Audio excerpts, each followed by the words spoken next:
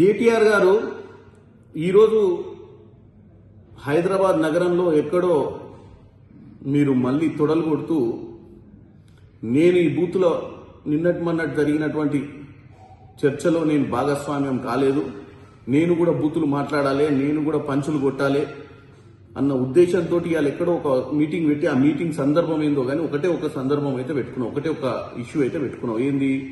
ఈ ప్రజాపాలన ప్రభుత్వాన్ని ఎండగట్టాలి, లేనిపోని అని చెప్పాలి, ముఖ్యమంత్రి రేవంత్ రెడ్డి గారి మీద విరుచుకపడాలి, ఆయన మీద ఇష్టానుసారంగా మాట్లాడాలన్నట్టుగానే ఇలా మాట్లాడినావు. కానీ నువ్వు చెప్పిన 3 అంశాలు, ఒకటి కట్టే, కొట్టే, తెచ్చే, ఇది మీ కుటుంబానికే వర్తిస్తుంది. ఎందుకంటే కట్టే నీళ్లు నిధులు నియామకాల నినాదంతో తెలంగాణలో ఉద్యోగాలు, నీళ్లు, నిధులు అని చెప్పి మీ నాయన ఉద్యమకారుని అవతారం ఎత్తి పిట్టకథలు కట్టి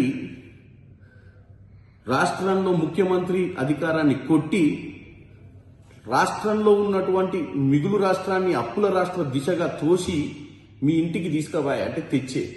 ఏంటిది? కోట్ల రూపాయలు దండుకొని నువ్వు, మీ బావ, మీ కుటుంబ సభ్యులు ఈరోజు ఆర్థికంగా ఏ పొజిషన్లు ఉన్నారో ఇలా రాష్ట్ర ప్రజలంతా చూసారు. గతంలో అమెరికా నుంచి వచ్చినప్పుడు ఏముంటివి, ఇప్పుడు ఏమున్నావు. సో ఈ కట్టే, కొట్టే, తెచ్చే మనకే వర్తిస్తుంది. ఇక నువ్వు రాష్ట్ర ప్రభుత్వం గురించి కూల్చివేతలు, పేల్చివేతలు, ఎగవేతలు అంటున్నావు. కూల్చివేతలు ఏంది? ఇవాళ నువ్వు మాట్లాడేది హైదరాబాద్ నగరంలో ఉన్నటువంటి చాలా మంది కాలనీలో ఉన్న ప్రజలు ఈరోజు సంతోషం హైడ్రా మీద వ్యక్తం చేస్తున్నారు. ఎందుకంటే మీ హయాంలో నాలాల మీద ఇల్లులు కట్టి ప్రతి వానకాలం వచ్చినప్పుడు ఆ చుట్టుపక్కల ఉన్నటువంటి ప్రాంతాలన్నీ మునిగి వాళ్ళ ఆస్తి నష్టం జరుగుతుంది. ఇవాళ హైడ్రా వచ్చినాక ఈ నాలాల మీద ఉన్న ఇల్లులు, కాలనీలను కబ్జా చేసి, పార్కులను కబ్జా చేసి నీ హయాంలో నీకున్నటువంటి దండుపాల్యం సైన్యం దోచుకున్న పరిస్థితిని ఈరోజు హైడ్రా కూల్చివేస్తుంది. ఎవరి కోసం? ప్రజల కోసం. సో ఇది కూల్చివేతల గురించి నువ్వు చెప్పేది. ఇదే హైదరాబాద్ ప్రజలకు కూల్చివేతలు అంటే ఇదే కదా నువ్వు చెప్పింది. హైడ్రా చేసే కూల్చివేతల గురించి కదా. ఇక పేల్చివేతలు అంటే ఇక్కడ పేల్చిరే. నీ హయాంలో 2023లో మేడిగడ్డ కుంగింది, పేలితే పేలుతుంది. కుంగడం అంటే కింద భూమిలో పునాదులు బాలేనప్పుడు కుంగుతాయి. కుంగిన దానికి కూడా నువ్వు వీలైనంత వరకు ఎలక్షన్ల టైంలో నీ భాగవతం బయటపడ్డది. పైన భగవంతుడే చూసి సమయానికి ప్రజలు మళ్ళేమన్నా తప్పిదంగా మీ దరిద్ర పాలనకు ఓటేస్తారేమోనని స్వయాన దేవుడే ఆ రోజు వాస్తవ పరిస్థితిని చూపించే విధంగా అది కుంగింది. ఎందుకంటే అది ఆ 1-2-3 నెలలు కుంగకపోతే మీరు గొప్పగా చెప్పుకొని కాళేశ్వరం గురించి మళ్ళీ అధికారంలోకి వచ్చి దండుకుందామన్న ఆలోచన మీది. ఇక ఎగవేతలు, ఎవరు ఎగవేతలువా? ఇచ్చిన హామీలను నెరవేర్చాలని చెప్పి ప్రతిరోజు సన్నబియ్యం మీ హయాంలో పెట్టిర్రా? మీ నాయన పెట్టిండ్రా? రేషన్ కార్డులు ఇచ్చిర్రా? ఇంద్రమ్మ ఇల్లులు ఇచ్చిర్రా? ఎగవేతలు మాయగావు. ఇవాళ నువ్వు అక్కడ లేనిపోని ముచ్చట చెప్తున్నావు. 1 కోటి మంది మహిళలను కోటీశ్వరులను చేయాలంటే నీ లెక్క బుద్ధి లేని, జ్ఞానం లేని మాటలు కాదు. 1 కోటి మందిని కోటీశ్వరులను చేయాలంటే వాళ్ళకు ఉపాధి కనిపించాలి. లెక్కేసుకొని 1 కోటి మందికి కోటి ఎంత ఇద్దని లెక్కేసుకొని గిన్ని కోట్లు ఏడుని అంటున్నావు. అంటే గిది నీ ఆలోచన. 1 కోటి మందిని కోటీశ్వరులను చేయాలంటే 1 కోటి రూపాయలు ఇచ్చుడు కాదు కేటీఆర్.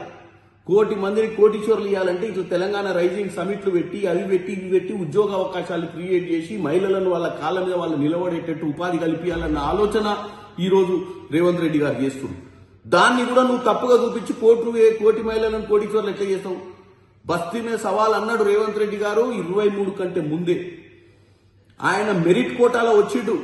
పేమెంట్ కోటా కాదు, నీది కోటా, మేనేజ్మెంట్ కోటా. నువ్వు అమెరికా నుంచి డైరెక్ట్ గా ఉద్యమానికి సంబంధం లేకుండా సిరిసిల్లకు వచ్చి ఎమ్మెల్యే అయిపోయి మంత్రి అయిపోయింది, నీది మేనేజ్మెంట్ కోటా. ఆయన జెడ్పీటీసీ ఇండిపెండెంట్ గా పార్టీ సింబల్ లేకుండా వాళ్ళ నాయన కేసీఆర్ కాదు. అయినా కానీ ZPTC independent, MLC independent, MLA 2 సార్ల ఎంపీ, అతిపెద్ద లోక్సభ స్థానం మల్కాజ్గిరి నుంచి ఎంపీ అయి ఈరోజు ముఖ్యమంత్రి అయ్యాడు. కాబట్టి మేనేజ్మెంట్ కోటా, పేమెంట్ కోటా ఎవరిది అనేది ప్రజలకు అర్థం చేసుకోవాలి. కేటీఆర్ అక్కస్ ఏంది, కేటీఆర్ కోపం ఏందో కూడా మీరు అర్థం చేసుకోవాలి. ఇట్లా ప్రతి విషయం చెప్పుకుంటూ ఈరోజు బస్తీ మీద సవాల్ అన్నాడు. 29 ఎన్నికలలో అది కూడా నెరవేర్చి చూపిస్తాడు. ఎందుకంటే ఆల్రెడీ మిమ్మల్ని 23లో ఇంటికి పంపించిండు. ఎందుకంటే మీరు ఈ రాష్ట్రంలో ఎప్పటికీ అధికారంలో ఉంటామని ఒక దౌర్భాగ్య ఆలోచనతోటి ఇష్టానుసారంగా పరిపాలించారు మీరు. ఇవాళ ఆయన ఛాలెంజ్ చేయడం వల్లనే, ఆయన పిసిసి అధ్యక్షుడు కావడం వల్లనే ఈ రాష్ట్రంలో ఎవరినన్నా అడగండి, ఇవాళ కాంగ్రెస్ పార్టీ అధికారంలోకి రావడానికి కారణం ఎవరు అంటే ఒక పిసిసి అధ్యక్షుడిగా రేవంత్ రెడ్డి గారికి అవకాశం కాంగ్రెస్ పార్టీ ఇచ్చిన రోజే ఆయన ఛాలెంజ్ చేసిండు, మిమ్మల్ని తరిమి కొట్టిండు ఫామ్ హౌస్కి. ఈ రోజు కూడా ఒకటే చెప్తున్నా, ఈ రోజు కూడా రేవంత్ రెడ్డి గారు 29 గురించి చెప్తుండ్రు. ఎందుకంటే 23 తర్వాత గుండు సున్నా వచ్చింది మీకు పార్లమెంట్ లో. కేటీఆర్ ఎందుకు ఊకే జబ్బలు జరుచుకుంటావు, నువ్వు ఏదో మహా తెలియకలు, నువ్వు వర్కింగ్ ప్రెసిడెంట్ ఐరన్ లెగ్, నీ ఐరన్ లెగ్ తోటి ఒక్క ఎన్నికలు గెలవలే. ఎందుకంటే పార్లమెంట్ లో గుండు సున్నా వచ్చింది. మీకున్నటువంటి ఎమ్మెల్యే కంటోన్మెంట్ లో సిట్టింగ్ సీట్ ని కోల్పోయినావు నువ్వు. ఇలా హైదరాబాద్ ప్రజల గురించి, హైదరాబాద్ ప్రజలు నిన్ను బాగా లైక్ చేస్తున్నట్టు, అది నీ భ్రమ. ఇదే హైదరాబాద్ లో కంటోన్మెంట్ ఎన్నికలు ఓడిపోయినావు. నిన్న మొన్న జూబ్లీస్ లో కూడా తొడలు జబ్బలు జరుచుకున్నావు. ఏమైంది? ఓడిపోయినావు. సో ముఖ్యమంత్రి గారు మిమ్మల్ని పదే పదే చెప్పి చెప్పి చెప్పి చెప్పి కొడతనే ఉంది. ఇప్పుడు కూడా చెప్పిండు 29లో ఏం జరుగుద్దో. ఈ పిచ్చి మాటలు బంద్ చేసి ఒక కన్స్ట్రక్టివ్ అపోజిషన్ లీడర్ గా వ్యవహారం చేయండి. ప్రజలకు ఏం కావాలో చెప్పండి. ఇట్లా కోటీశ్వర్లను కోటి మైందలు చేయట, కోటి కోటి ఇంటికి ఇచ్చినట్టు కాదు. ఇట్లాంటి పిచ్చి ఆలోచనలు నీ మైండ్లోకి వెళ్తే ఒక కన్స్ట్రక్టివ్ లైన్ లో ముందుకు రా. మీ నాయనని అసెంబ్లీకి తీసుకురా.